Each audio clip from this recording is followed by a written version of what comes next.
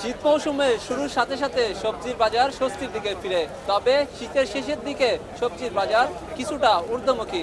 গত 2 সপ্তাহের ব্যবধানে সবজির বাজার 20 থেকে 30 টাকা পর্যন্ত বেড়েছে।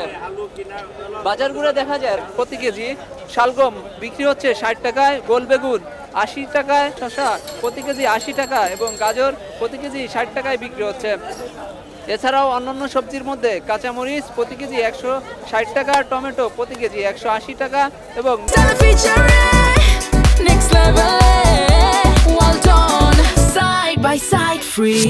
বাঁধাকপি প্রতি পিস 40 টাকা এবং সেই সাথে ছোট আকারের ব্রকলি প্রতি পিস বিক্রি হচ্ছে 40 থেকে 50 টাকা। শীতকালীন সবজির মৌসুমের যে শেষের দিকে এসে কিন্তু দাম সেটি ঊর্ধ্বমুখী রয়েছে।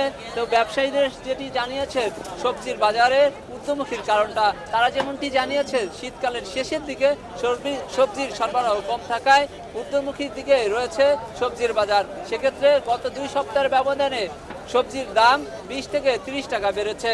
সব মিলিয়ে বলা যায় শীতের মৌসুমের শেষের দিকে এসে ঊর্ধ্বমুখী রয়েছে সবজির বাজার। কারণ বাজার থেকে এস আলী দুর্জয়, খবরের কাগজ। এলো খবরের কাগজ, নিখাত, নির্ভীক, নিরপেক্ষ।